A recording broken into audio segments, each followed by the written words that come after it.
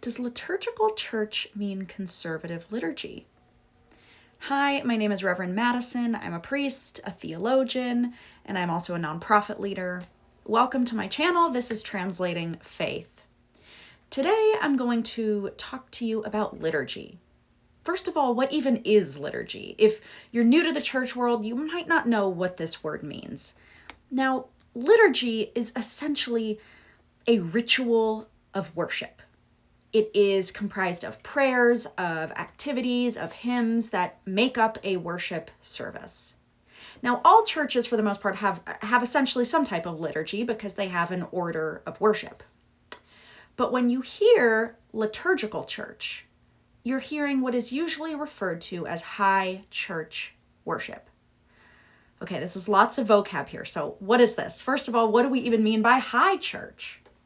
Now, high church is a type of church service or worship that is traditional in terms of what we like to call smells and bells, if you've ever heard of that.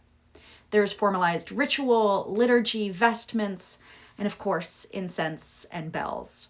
You often see this in Catholic spaces, Anglican, Episcopalian, some Lutheran churches. These are liturgical churches that use structured worship and high church elements. Now, other churches, especially non-denominational churches or other evangelical communities, are considered low churches. Now, this is not a derogatory adjective about these churches. It just means that these churches are less ceremonial. This type of worship, this style, is much more about preaching. You typically won't find sacraments in these churches except for maybe communion. They may not do communion every week. And low church really kind of came out of the Reformation, of course, as churches and people broke away from Catholicism. They were pursuing much more of a subdued type of worship. And we still see that today with preachers without vestments, preaching from the pulpit in jeans and shirts. And there's nothing wrong with that. It makes a lot of people feel comfortable, especially if they came from a more traditional style. Now, non-Catholic high churches are often seen as a response to the Puritan movement, which really stripped away all those smells and bells and sort of ostentatious types of ritual.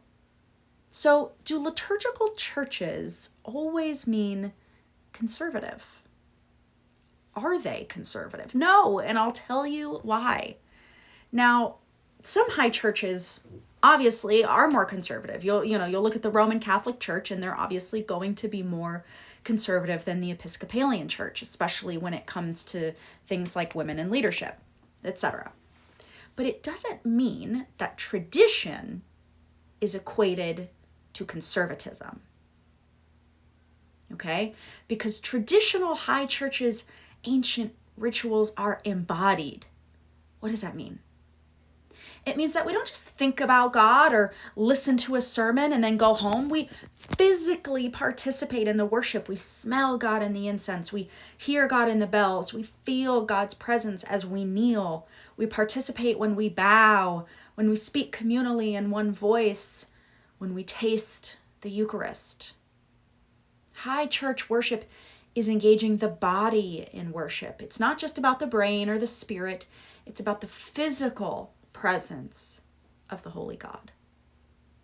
And embodied faith is liberating because we can use our physical bodies, whether they are black, brown, white, queer, straight, cisgender, fluid, non-binary, trans, rich, poor, happy, struggling, whatever. It doesn't matter who we are. We all become physically part of the redemption story in the Mass. And the other beautiful thing about high church liturgy is that it's largely unchanged. You can really go to any Catholic church, any Anglican church, and you'll likely see the same gospel readings. And that means you really don't run the risk of some rogue preacher going off for an hour on some sermon that is maybe hateful or not rooted in theology. Instead, high church, liturgical churches, they're grounded in the liturgy. The liturgy speaks to us. Tradition speaks to us. And the liturgy is essentially an equalizer because, again, no matter who we are, we're all participating together. So what about you? Do you like the smells and bells worship? Do you prefer a more casual service? What speaks to your heart and your spirit? Let me know in the comments.